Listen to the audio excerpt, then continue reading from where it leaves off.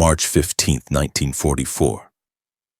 2:47 a.m., a clearing in the Auvergne Mountains, central France. Henri Tardivat crouched behind a stone wall at the edge of a frozen pasture, his breath forming small clouds in the moonlight as he checked his watch for the fourth time in 10 minutes. Around him, scattered among the tree line, 23 men waited in absolute silence.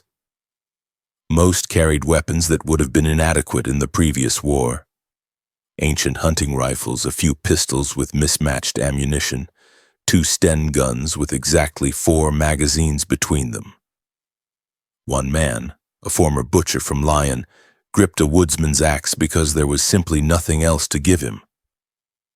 They had been in position for nearly 3 hours. The cold had seeped through every layer of clothing, numbing fingers and toes, but no one moved.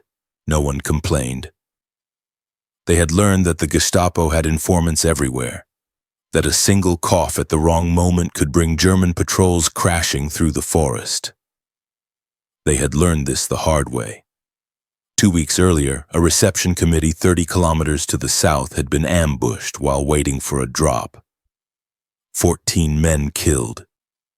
The weapons they'd waited for captured. Tardivat's eyes swept across the field where 4 signal lights were positioned in a precise triangle, the red one at the apex ready to flash the night's code letter, the letter K, in Morse code --, that would tell the approaching aircraft they had found the right field and the right people. The lights remained dark. They would stay dark until he heard engines. Lighting them too early was suicide. What Tardivat did not know, what none of the men shivering in the French darkness could have understood, was that they were about to witness the beginning of a transformation that would reshape the entire resistance movement. Within 5 months, these scattered bands of poorly armed partisans would become a fighting force that Allied Supreme Commander Dwight Eisenhower would later estimate was equivalent to 15 divisions, roughly 75,000 trained combatants. They would carry out more than 1,000 acts of sabotage in a single night. They would blow bridges, derail trains, cut communications lines, and ambush German columns with weapons and explosives that did not yet exist in their possession. But on this frozen night in March, they were simply desperate men waiting for help they weren't certain would ever arrive. The French resistance in early 1944 existed in a state of organized desperation. Since the German occupation began in June 1940, patriotic citizens had been fighting back in whatever ways they could, passing information to London, hiding downed Allied airmen, printing underground newspapers, committing small acts of sabotage. But fighting back and fighting effectively were 2 very different things. The Maquis, the armed resistance groups who had taken to the mountains and forests rather than submit to Nazi rule, numbered somewhere between 25,000 and 40,000 by the winter of 1943-44. The name itself came from the Corsican word for the dense scrubland where bandits traditionally hid from authorities. These were men who had abandoned their homes, their jobs, their families to live like hunted animals in the wilderness. Some were idealists fighting for France. Others were young men fleeing forced labor conscription to German factories. Many were both. What they shared was a profound lack of everything needed to wage war. Pierre Laurent, a resistance leader in the Haute-Loire region, later described the situation with bitter precision. We had the will to fight. We had men willing to die. What we did not have was the means to kill. 100 determined men with hunting rifles cannot stop a German armored column. We needed machine guns, we needed grenades, we needed explosives, we needed radios to coordinate, we needed everything, and we had almost nothing. The mathematics of their predicament were brutal. A single German infantry division fielded approximately 3,000 machine guns and submachine guns, supported by mortars, artillery, and armored vehicles. The average Maquis group in early 1944 might have a dozen automatic weapons for several hundred fighters. Ammunition was so scarce that some groups rationed their men to 5 rounds per month for practice. 5 rounds. A German soldier in training fired more than that in a single afternoon. The shortage extended beyond weapons. The Maquis needed explosives to destroy railways and bridges. They needed radios to communicate with London and coordinate operations. They needed medical supplies for the wounded they could not take to hospitals without risking arrest. They needed money to buy food from farmers and bribe corrupt officials. They needed forged identity documents. They needed maps. They needed everything that an army requires, and they had to acquire it all while hunted by the most efficient police state in history.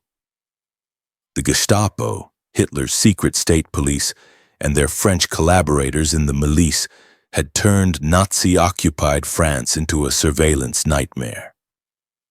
By 1944, well over 1 million German military personnel were deployed throughout the country. In every city, informants watched for suspicious behavior. Checkpoints dotted every major road. The Gestapo had developed systematic methods for infiltrating resistance networks, often by capturing wireless operators and using their radios and codes to lure other agents into traps. Circuit after circuit had been compromised, rolled up, their members tortured and executed.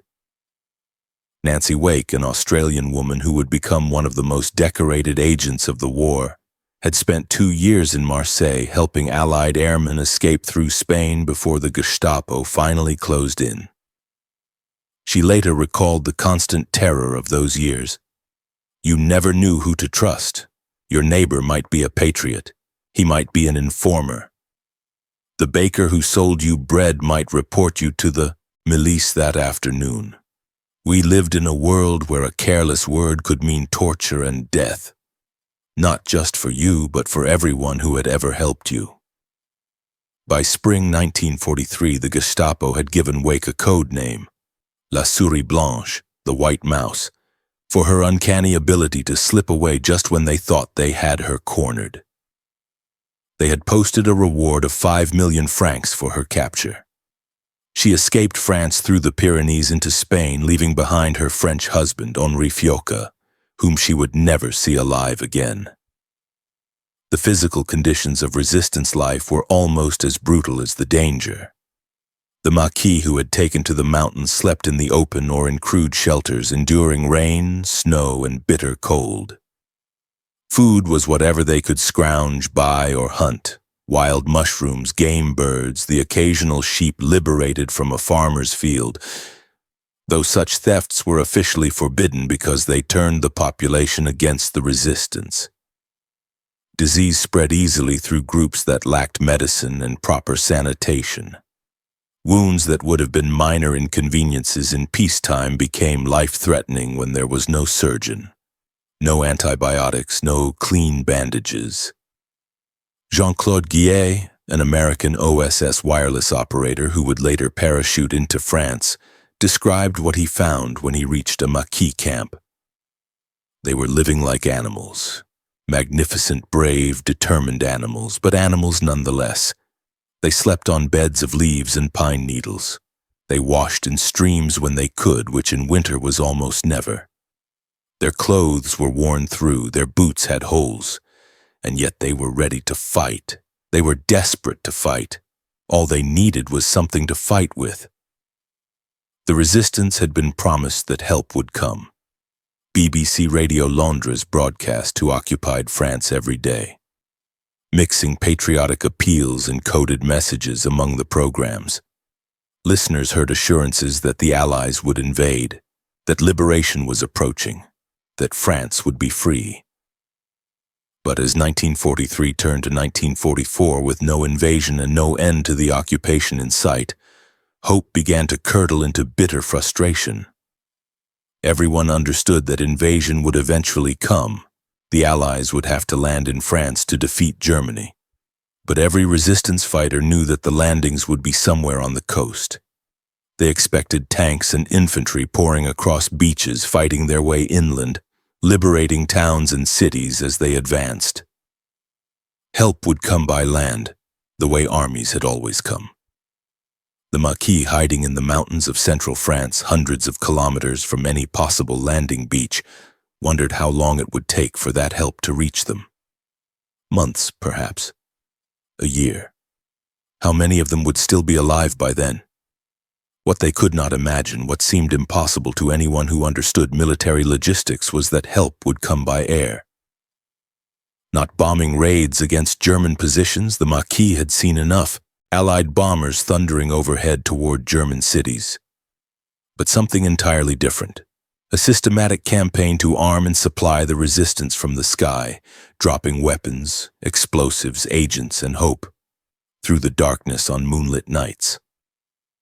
The British Special Operations Executive had been conducting such operations since 1941, using RAF aircraft to parachute agents and supplies to resistance circuits across occupied Europe. But the scale was limited. A few dozen aircraft, a few hundred drops per year. Nowhere near enough to transform the scattered Maquis into a real fighting force.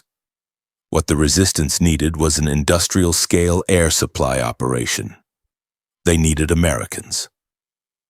By late 1943, that operation was taking shape. Codenamed Carpetbagger, it would eventually become the largest covert air supply mission in history. Modified B-24 Liberator bombers, painted matte black to blend into the night sky, stripped of most defensive armament to make room for cargo, would fly solo missions across the English Channel to drop containers packed with everything the resistance needed. Sten submachine guns and Bren light machine guns, pistols and grenades, plastic explosives and detonators, radios and codebooks, medical supplies and currency, and trained agents who would organize the partisans into an effective fighting force. But on that frozen night in March 1944, Henri Tardivat and his men knew none of this. They knew only that sometime in the past week a coded message had been broadcast by BBC Radio Londres. Henri found 2 francs. That meant a drop was scheduled for their location. They knew the code letter and the signal light positions. They knew to wait. At 3:12 a.m., Tardivat heard it. A distant rumble, barely distinguishable from wind in the trees at first, but growing steadily louder. The distinctive sound of radial aircraft engines, not the sharp whine of German fighters, but the deep throb of a heavy bomber flying low. Very low. He signaled to his men. 4 flashlights clicked on simultaneously, forming the triangle pattern.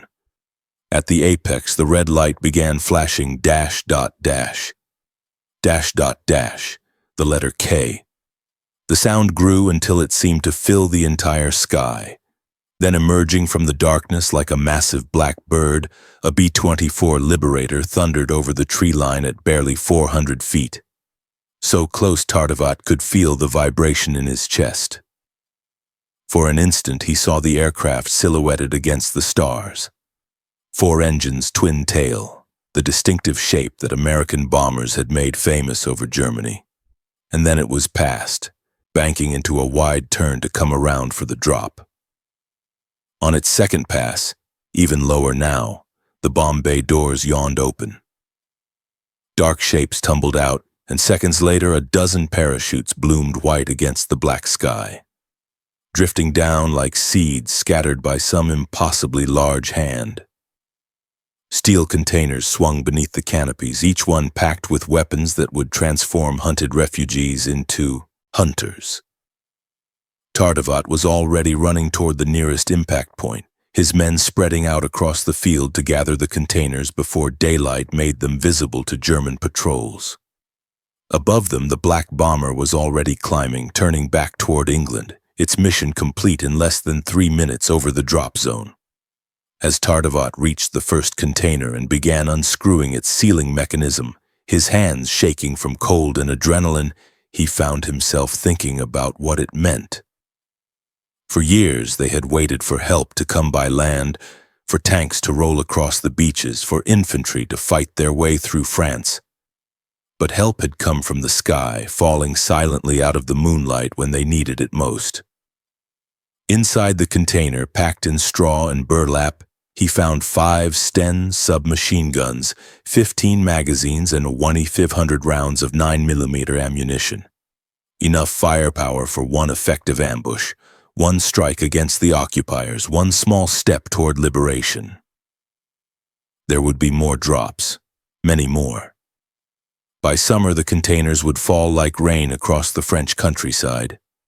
By D-Day, the resistance would have enough weapons and explosives to paralyze German movement across entire regions.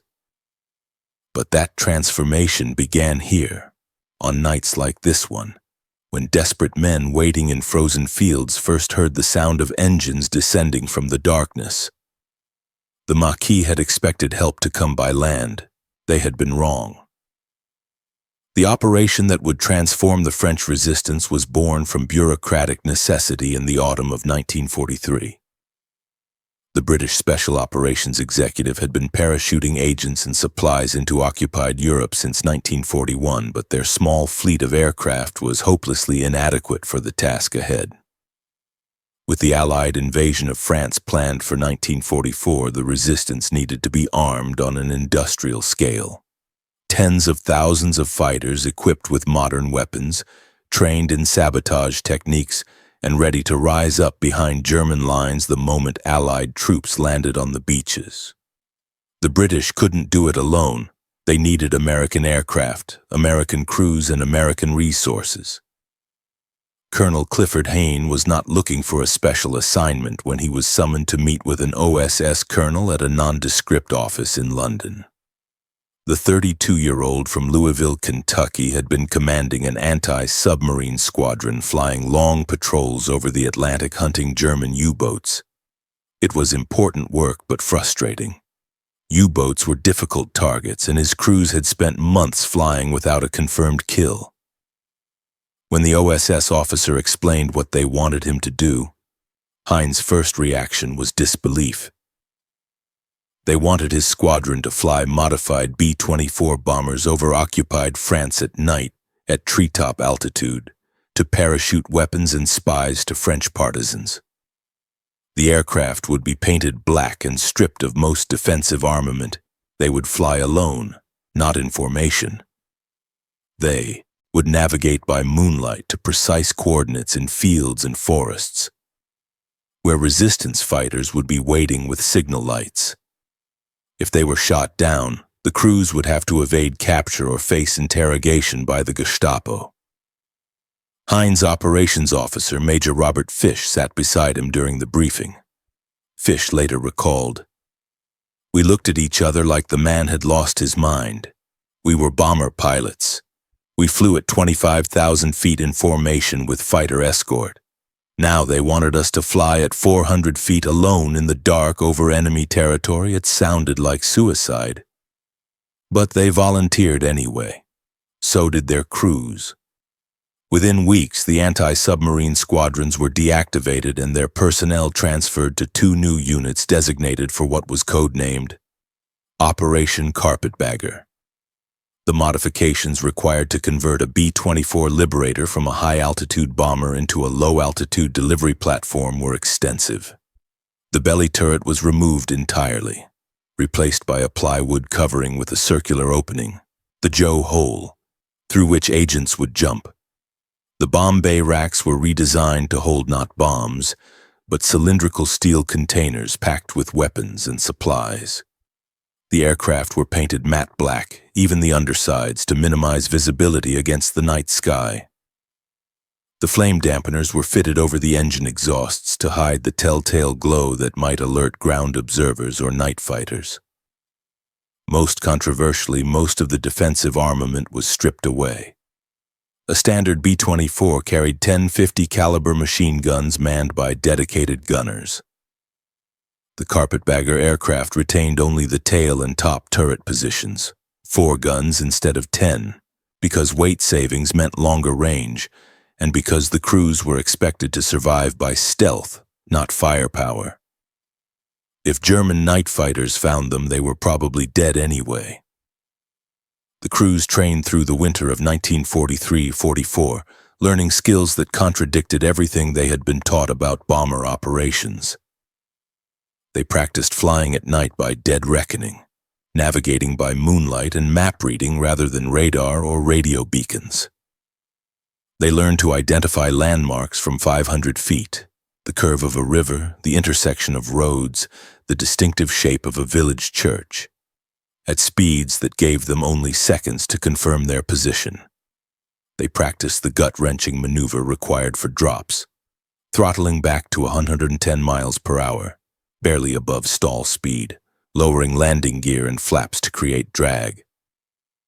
Then holding the lumbering bomber steady at 400 feet while containers tumbled from the bomb bay. At such slow speeds and low altitudes, there was no margin for error. A B-24 could lose 1,900 feet recovering from a stall. At 400 feet, a stall meant death. The pilots learned to feel the edge of the aircraft's performance envelope, to sense when the wings were about to stop flying, to hold just above that invisible line while the bombardier counted down to release.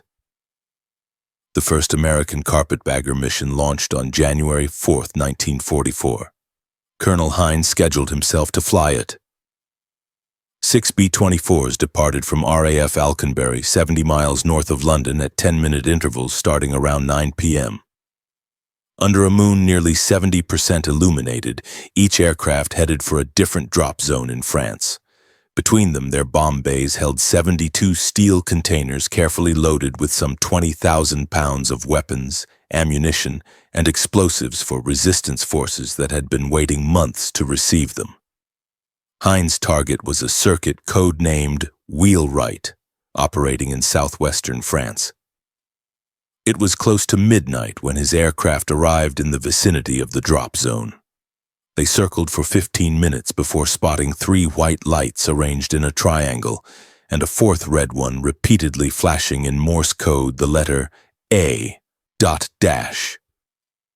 The correct code that confirmed the reception party was legitimate and in position.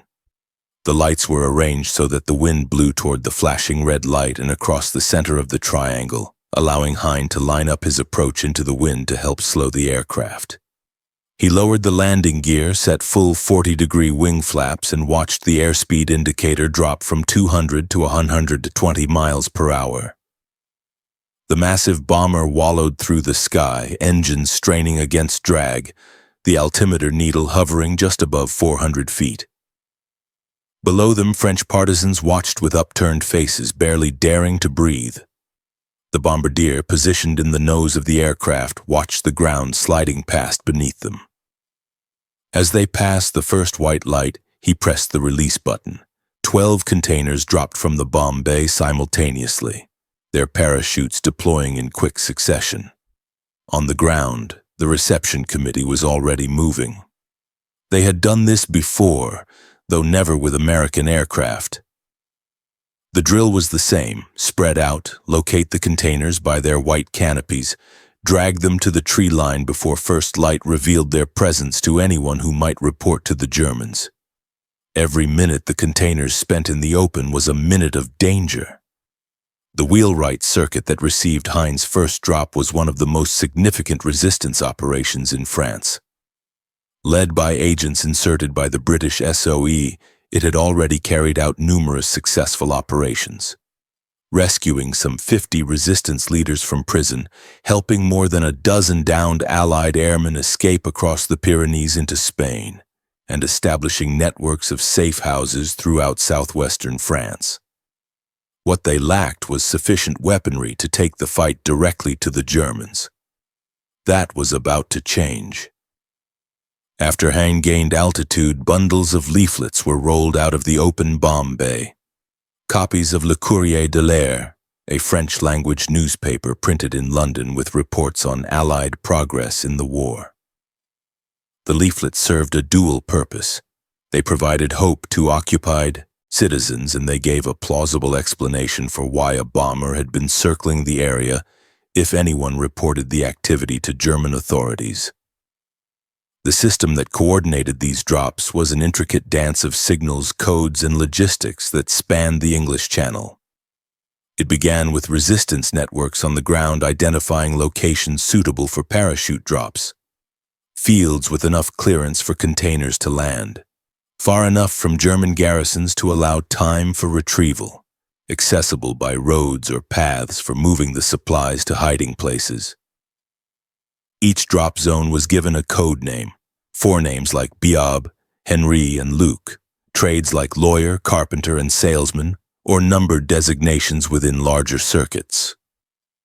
The coordinates and code names were transmitted by clandestine radio to OSS and SOE headquarters in London, where staff officers plotted them on wall-sized maps of France covered in red circles.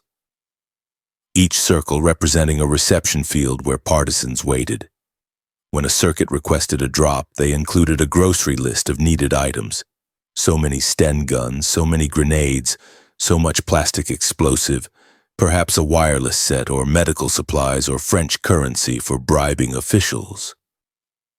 On the morning of a scheduled drop, the request was forwarded to the carpetbaggers at their airfield. Navigators and bombardiers pored over topographical maps showing the heights and shapes of mountains and hills, roads, railroads, rivers, and lakes, plotting the best route to their target while avoiding known anti-aircraft positions and German fighter bases. Weather conditions were checked obsessively. Cloud cover could make visual navigation impossible, while ground fog could obscure the signal lights. That afternoon, BBC Radio Londres broadcast a series of seemingly nonsensical messages among its regular programming. Henri found 2 francs. The carrots are cooked. Jean has a long mustache. To most listeners, these phrases were meaningless noise. But to resistance members listening on hidden radios, each phrase corresponded to a specific drop zone. Hearing their circuit's message meant a delivery was scheduled for that night, giving them roughly 6 hours to assemble a reception committee. Meanwhile, at supply depots in England, loaders spent the day filling the torpedo-shaped steel containers with the requested items. The standard H container had 5 compartments inside, each of which could be quickly unclamped and carried away by one man once it landed. A typical load included 5 Sten submachine guns with 15 magazines, 1,500 rounds of 9mm ammunition, 5 pistols with 250 rounds, 52 grenades, and 18 pounds of plastic explosives. The C containers were longer, designed for rifles, machine guns, and anti-tank bazookas. A standard C load included 2 Bren light machine guns with 16 magazines and 2,000 rounds of ammunition. The containers were loaded onto trucks and driven to hard stands where the black B-24s waited. Armorers attached parachute packs and used hydraulic lifts to raise the containers into the modified bomb bay racks.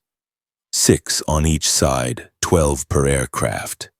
Odd-shaped or fragile items went into custom-designed packages that would be tossed out the Joe hole by the dispatcher. By late afternoon, crews gathered for briefing. Fish, who had become the carpetbagger operations officer, described what he told them at one such session. "Gentlemen, you will be taking part in top-secret covert operations. That means you won't be writing home or talking to outsiders at pubs about our missions.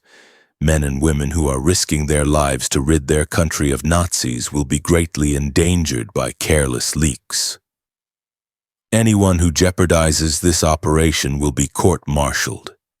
He drew open a heavy curtain to reveal a wall map of France covered with red circles, the locations of active resistance networks. "These are the brave folks we'll be working with.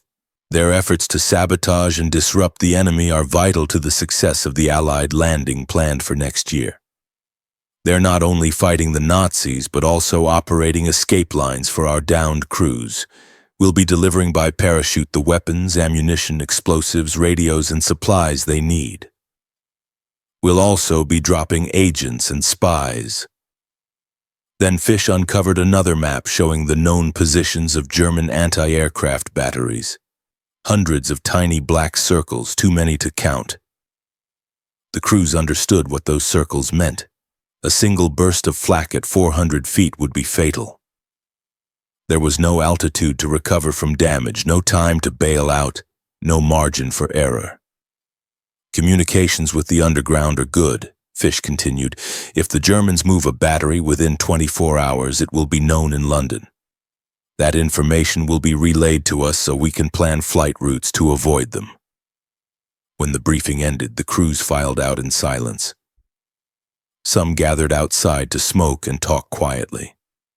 A pilot who had flown bombing missions over Germany asked his colleague why he hadn't stood up to leave when volunteers were requested. "Why didn't I stand up?" the other pilot shot back. "Why didn't you?" Nobody had left. For the French partisans waiting on the ground, the experience of receiving a carpetbagger drop was unlike anything else in the war. Captain Jacques Rivière, a resistance leader who would later brief American crews on ground operations, described the ritual. "We would arrive at the field 2 hours early, sometimes 3. First, the guards dispersed to positions around the perimeter, men with whatever weapons we had watching for German patrols. Then the reception party took their positions near where we expected the containers to land. Finally, the light men set up the signals, and then we waited. The waiting was the hardest part. In the silence of a French countryside under occupation, every sound carried meaning. A dog barking in a distant village, the rumble of a truck on a road, the crack of a branch that might be a German patrol or might be a deer. The partisans had learned to interpret these sounds to distinguish danger from normalcy, but the tension never eased. "We heard the aircraft before we saw them," Rivière explained. "A low rumble that grew slowly, like distant thunder that would not stop. That was when we lit the signals, not before. Every second the lights were on was a second of danger. Then the aircraft would appear, very low, lower than we expected. The first time I saw one, I was certain it would crash into the trees. The sound of those engines at 400 feet was incredible. You could feel it in your chest. The accuracy of the drops depended on numerous factors: wind speed and direction, the altitude and airspeed of the aircraft, the skill of the bombardier, and the quality of the signal lights. Drops made from 400 feet under ideal conditions landed within 100 meters of the target. Drops made from higher altitudes or in strong winds scattered containers across hundreds of meters, sometimes into forests or ravines where they were difficult or impossible to retrieve before daylight. Rivière told the carpetbagger crews exactly what that meant. "If you drop from 400 feet, we gather everything within 20 minutes and disappear before dawn. If you drop from 800 or 900 feet, the containers are scattered over half a kilometer. It takes us until daylight to find them all, and by then we are exposed. German patrols investigate anything suspicious. Last month, a reception committee near Lyon was caught because the containers were too spread out. 14 men were killed. The crews listened with newfound understanding of what their altitude and accuracy meant to the people on the ground. They were not dropping bombs on anonymous targets. They were delivering lifelines to men who would die if the drops went wrong. What the partisans found inside the containers was more than weapons. It was capability.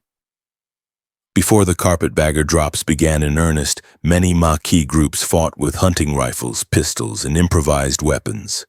After they possessed automatic weapons, explosives, and the training to use them effectively. The Sten gun became the iconic weapon of the French resistance. British designed and mass-produced in the millions, it was ugly, cheap, and prone to jamming. But it was a submachine gun that could empty its 32-round magazine in seconds, giving a single partisan more firepower than a dozen men with bolt-action rifles. The Maquis could hide a Sten under a coat, carry it broken down in a satchel, or cache dozens of them in a barn for later use. The Bren gun transformed what had been defensive bands into offensive units. A light machine gun with a distinctive curved magazine, the Bren could provide sustained suppressive fire that allowed partisans to ambush German convoys and escape before reinforcements arrived. One Bren gun was worth a dozen Stens in a well-planned ambush.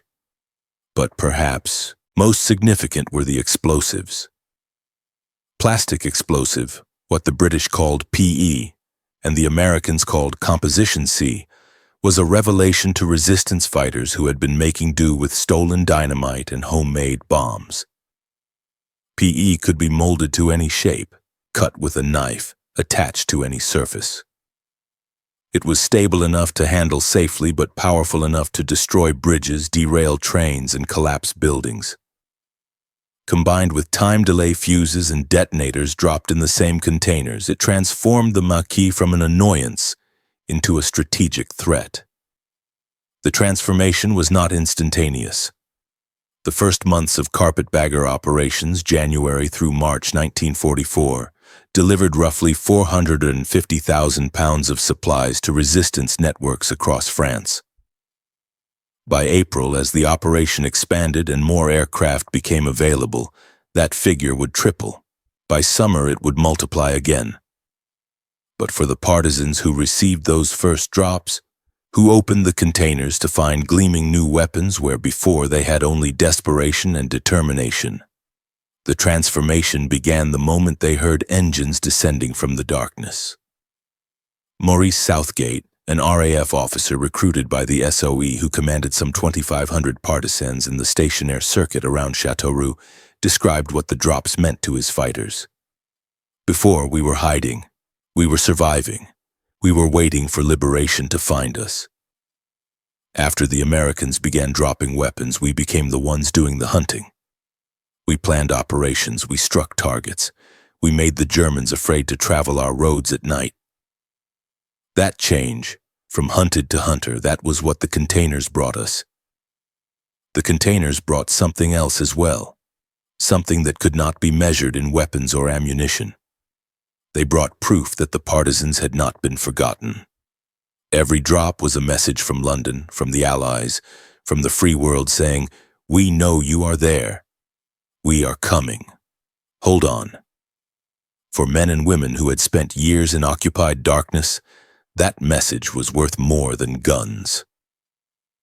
April 29th, 1944, 2:30 a.m., somewhere over the Auvergne Mountains, central France. Nancy Wake pressed her face against the cold metal frame of the Joe hole, watching the moonlit landscape slide past below. The converted B-24 was descending toward a field she could not yet see, engines throttling back to a rumble that seemed impossibly loud in the darkness. Beside her, 3 men waited: her team leader, John Farmer, wireless operator, Dennis Rake, and the American dispatcher who would signal when to jump.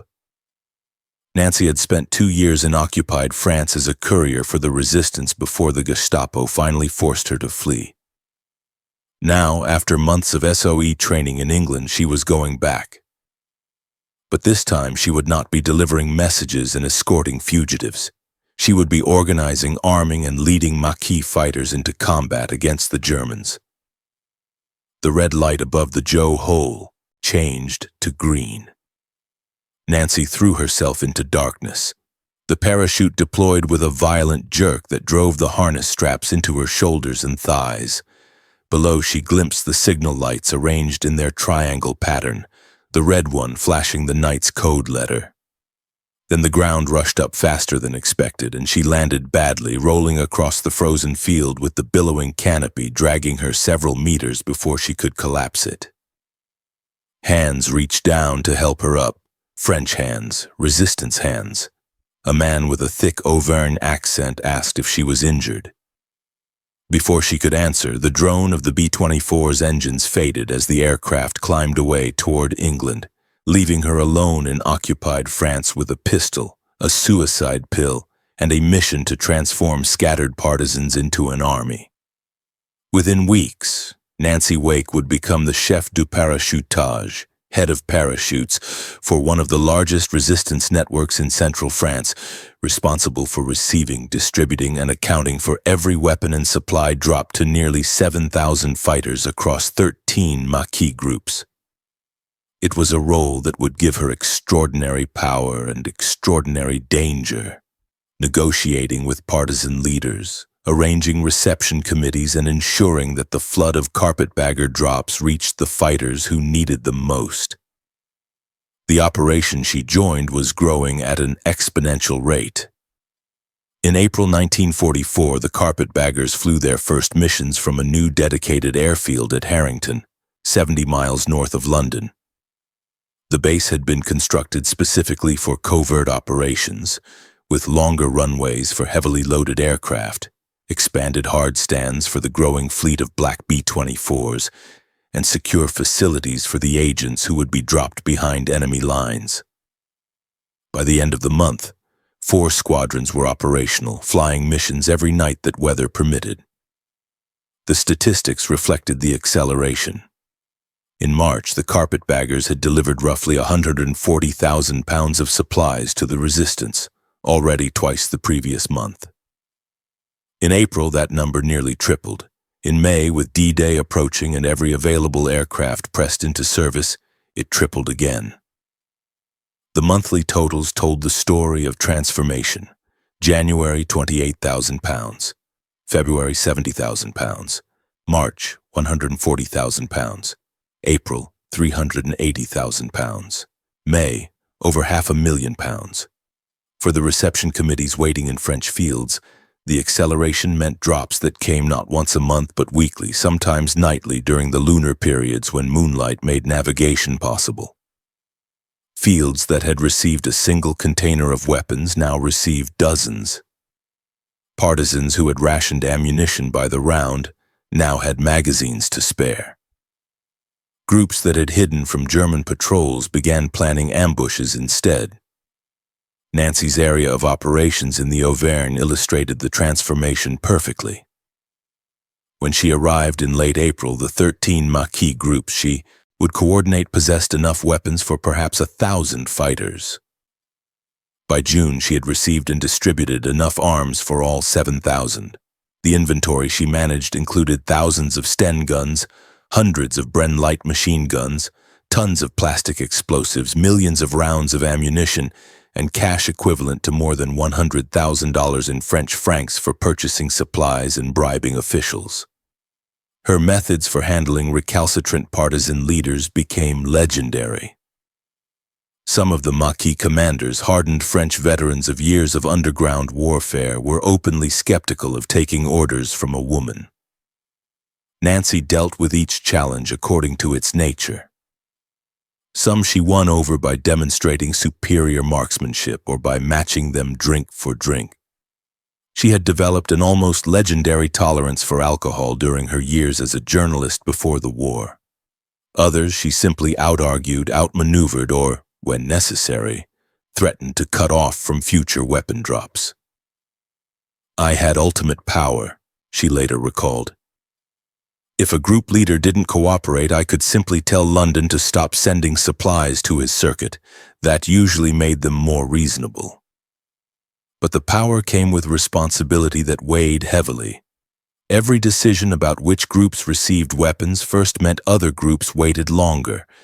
Every container that went to one circuit was a container that couldn't go to another.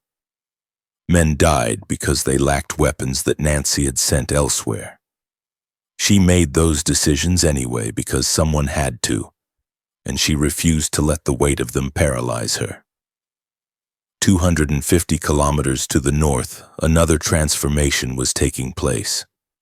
Johnny Mead had been a carpetbagger bombardier, part of a crew flying supply missions from Harrington to resistance circuits across France.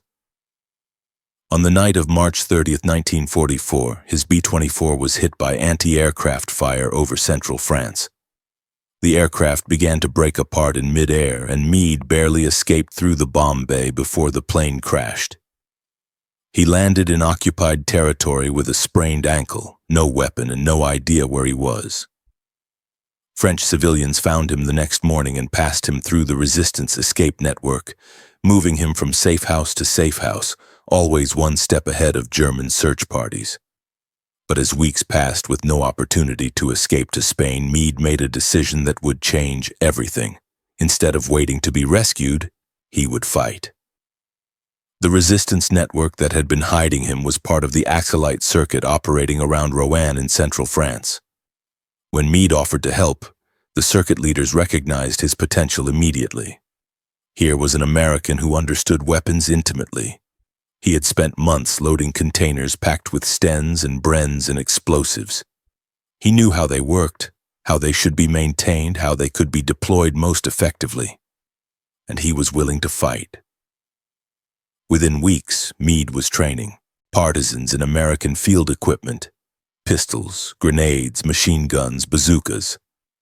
A rugged Alsatian named Ferdinand Besch, who became his aide-de-camp, taught specialties in ambush and sabotage. The combination of American technical expertise and French guerrilla knowledge proved devastatingly effective.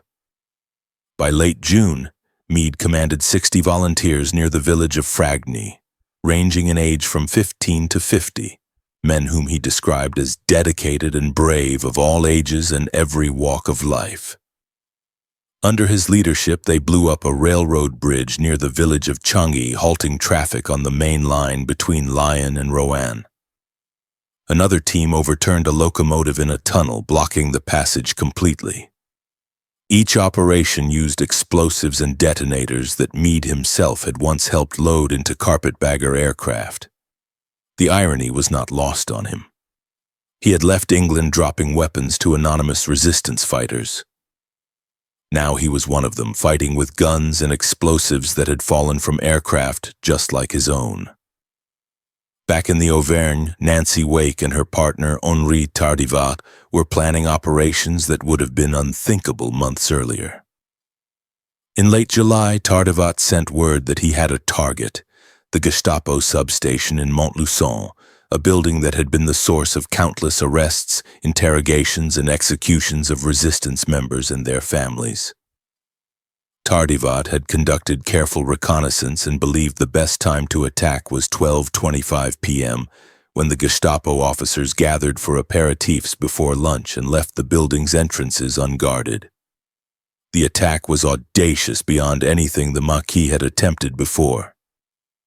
15 partisans in 4 cars drove directly into the city in broad daylight, pulled up to the substation at precisely 12:25 p.m., and rushed inside. Nancy and Tardivat took the back entrance, sprinting up a flight of stairs to the top floor where senior officers gathered. Nancy stopped at her assigned door. On Tardivat's signal, she turned the handle, threw the door open, glimpsed startled Germans looking up from their aperitifs, tossed a hand grenade inside, slammed the door shut, and ran for the stairs. Multiple explosions rocked the building as other partisans threw grenades through windows and doorways. When the smoke cleared, 38 Gestapo agents lay dead in the wrecked headquarters. The partisans made their getaway without casualties, but they hadn't gone far before encountering an unexpected obstacle. Crowds of cheering civilians blocking the road. The residents of Montluçon had heard the explosions and, believing they were being liberated, had poured into the streets to celebrate. With a large German garrison in the town that would certainly respond to the attack, the celebration was catastrophically premature.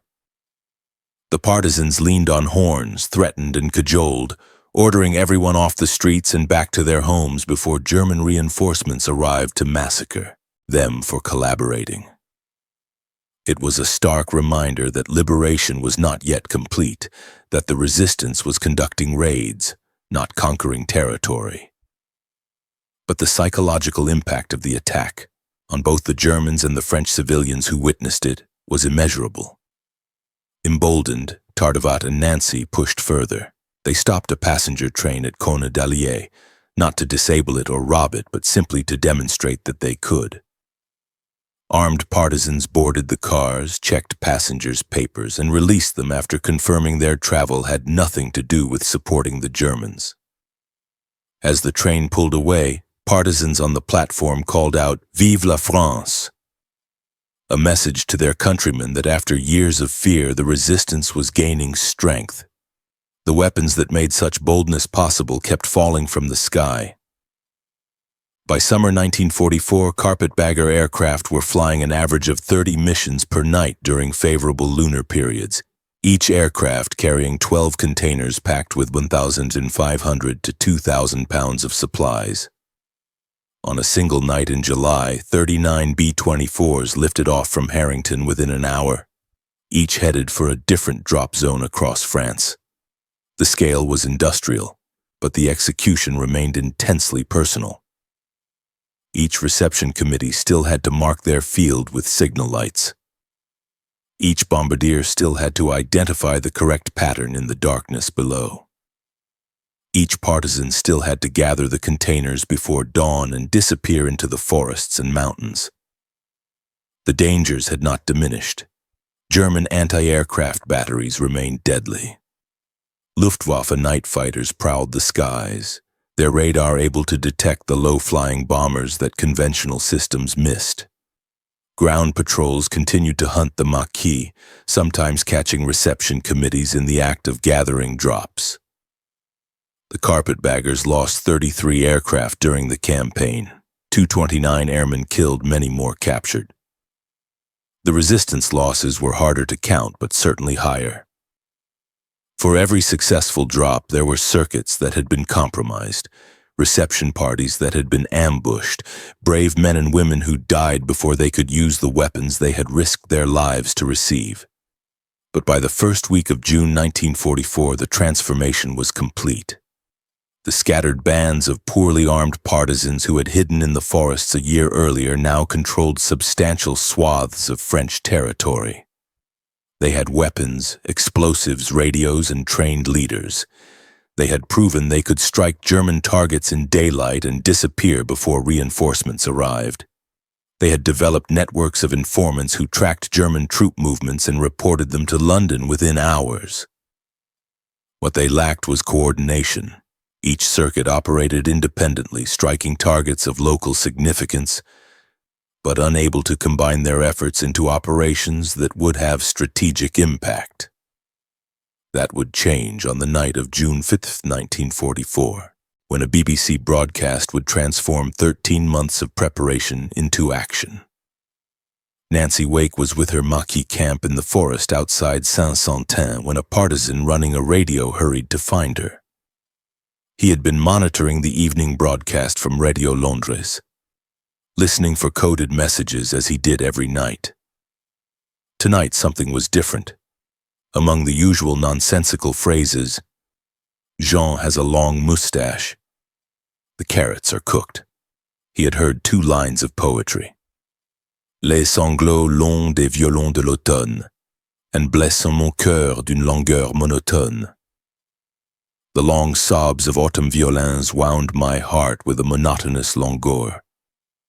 It was the first stanza of Paul Verlaine's poem Chanson d'automne. Nancy recognized the code immediately. The first line meant the Allied invasion of France would occur within 24 hours. The second line was the order to execute predetermined sabotage operations against targets that had already been assigned to each resistance circuit. The moment they had been waiting for, the moment all the drops and training and sacrifice had been preparing for, had finally arrived.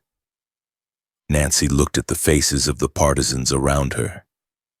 These men had been waiting years for this night. Some had been fighting since 1940 when France fell and they refused to stop resisting.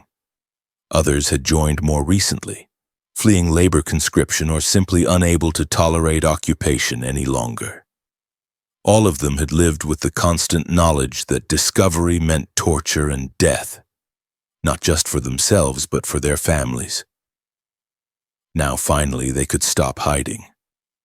"Wake everyone," Nancy told Tardivat. "Wake everyone who can hold a weapon. We have work to do." Across France, in thousands of camps and safe houses and hidden locations, resistance leaders were giving the same order.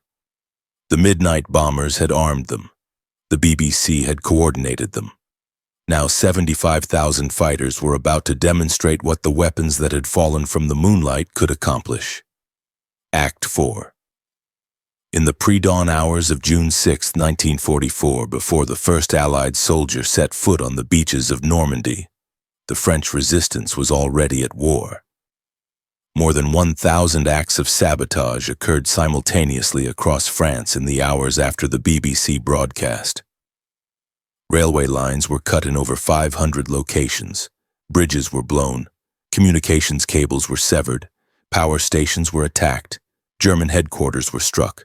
Roads were blockaded, all of it using explosives, weapons, and coordination that had descended from the night sky in the bomb bays of black B-24s over the previous 5 months. In the Auvergne, Nancy Wake's Maquis struck their assigned targets with precision that surprised even their own leaders. Teams she had trained in demolition brought down bridges across the Allier River. Others destroyed railway junctions that the Germans would need to move reinforcements toward the invasion beaches. The explosives they used had been in their possession for weeks, cached in caves and barns and hidden locations waiting for exactly this moment. Near Roanne, Johnny Mead led his 60 partisans against German communications infrastructure. They had been briefed on their targets days earlier by radio from London, and they hit each one within hours of hearing the BBC codes. A telephone exchange that coordinated German units across the region was destroyed. A railway bridge collapsed into the river it had crossed for a century. A fuel depot erupted in flames visible for miles. The Germans understood immediately what was happening. Their intelligence services had known for months that the resistance was being armed on an unprecedented scale. They had captured enough agents and intercepted enough radio traffic to understand the scope of the Carpetbagger operation. But knowing and preventing were two different things. They had been unable to stop the drops, unable to destroy the weapons before they were distributed, unable to suppress the resistance networks that now emerged from hiding with devastating force. Colonel General Alfred Jodl, Chief of Operations for the German High Command, summarized the situation in a report written that first day. The terrorist groups in France have received substantial supplies of weapons from the British and Americans. They have struck coordinated attacks across the entire country in support of the invasion. Our communications with coastal units have been severely disrupted. Movement of reinforcements toward the invasion zone will be significantly delayed. Delayed was an understatement. The German SS Panzer Division Das Reich, stationed near Toulouse in southern France, began moving toward Normandy on June 7th. Under normal conditions, the 450-mile journey should have taken 3 days. The resistance made sure it took 17. Every bridge the division needed to cross had been destroyed or was being contested by partisans. Every road was potentially ambushed. Every railway line that might have carried their equipment had been cut. The division's commanders were forced to detach combat units to guard their own supply lines, reducing their fighting strength before they ever reached the invasion zone. The cost to French civilians was horrific. Das Reich responded to resistance attacks with mass executions. On June 10th, SS troops murdered 642 men, women, and children in the village of Oradour-sur-Glane in reprisal for partisan activity in the area. Similar atrocities occurred across France as German units lashed out in fury and frustration at an enemy they could not pin down. But the strategic impact could not be denied. By the time Das Reich reached Normandy, the Allies had established a beachhead that the depleted division could not dislodge. The weapons that had fallen from moonlit skies had bought time. Time for tanks to land, time for reinforcements to arrive, time for the invasion to succeed. Nancy Wake's operations continued throughout the summer. On August 15th, 150,000 American and Free French soldiers landed on the French Riviera, opening a second front that caught German forces in a massive pincer. Suddenly, the occupation that had seemed eternal was collapsing. German units began withdrawing toward the Reich, and the resistance mobilized to ensure they could not escape intact. The scope of destruction the Maquis inflicted on retreating German columns defied belief. In Nancy's sector alone, partisans destroyed bridges, blocked roads, and ambushed convoys with weapons and explosives they had been stockpiling for months.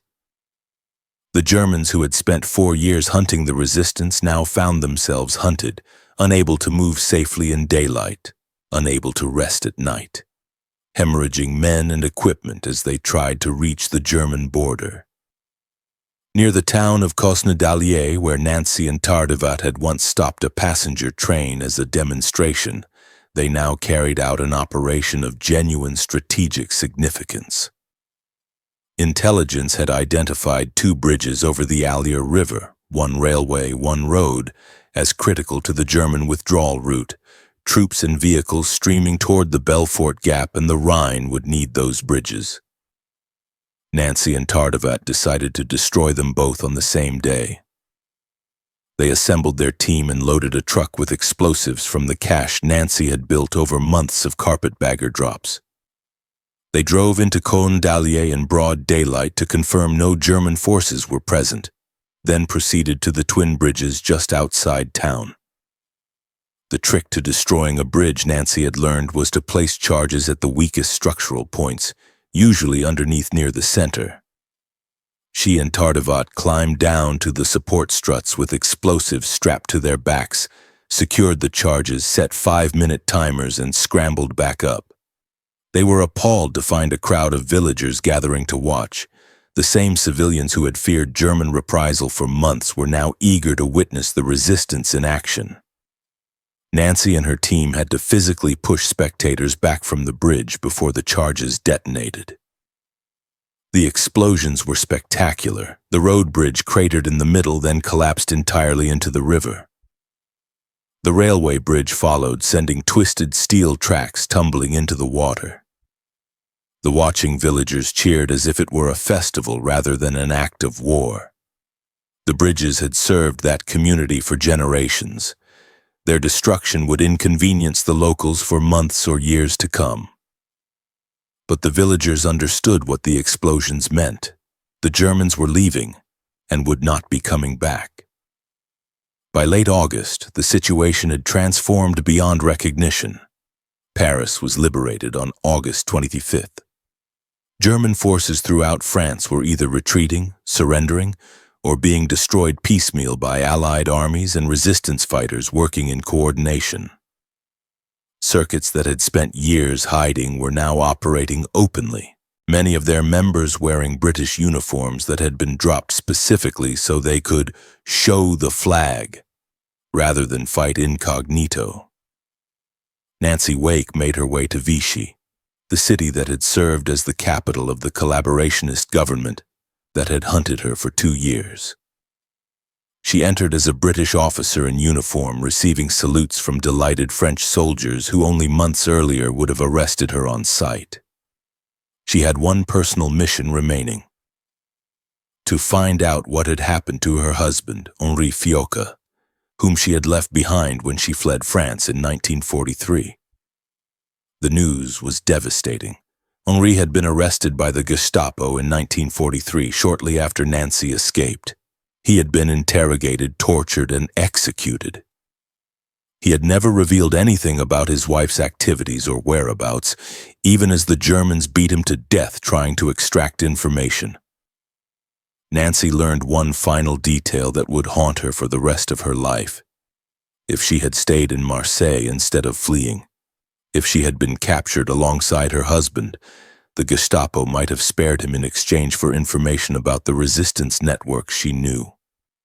Her escape had saved her life but sealed his fate. It was a reminder of what resistance had cost. Behind the statistics of bridges blown and convoys ambushed were human beings who had sacrificed everything: their safety, their families, their lives for liberation. The final Carpetbagger mission flew on September 17, 1944. By then, most of France was free, and the resistance networks that had depended on air supply were either disbanded or folded into the regular French forces pursuing the Germans toward the Rhine. The Black B-24s returned to conventional operations or were reassigned to other theaters. The statistics told the story of what they had accomplished.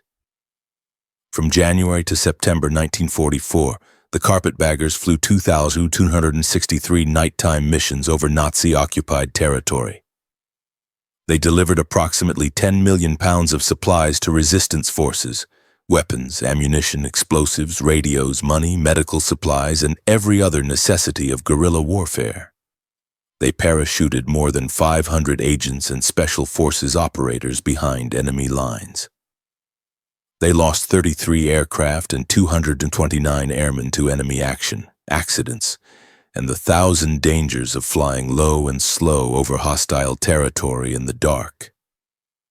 Those statistics were impressive, but they failed to capture the human dimension of what the operation had achieved. Better metrics came from the people who had received the drops and used the weapons to fight. General Dwight Eisenhower, Supreme Commander of Allied forces in Europe, estimated that the contribution of the French resistance was equivalent to 15 divisions, roughly 75,000 trained combatants that the Allies did not have to supply, transport, or support through their own logistics. In his post-war memoirs, Eisenhower wrote, "In no previous war and in no other theater in this war have resistance forces been so closely harnessed to the main military effort." He went further, stating his belief that the organized, armed, and trained resistance forces in occupied France had shortened the war by 6 months. 6 months of fighting that did not have to occur. 6 months of casualties that did not happen. 6 months of suffering that ended early because of what had fallen from the moonlit sky. The French government awarded the carpetbaggers the Croix de Guerre with Palm, their highest military honor for bravery in combat. The citation read, "A magnificent unit distinguished by its dash, courage, and spirit of sacrifice."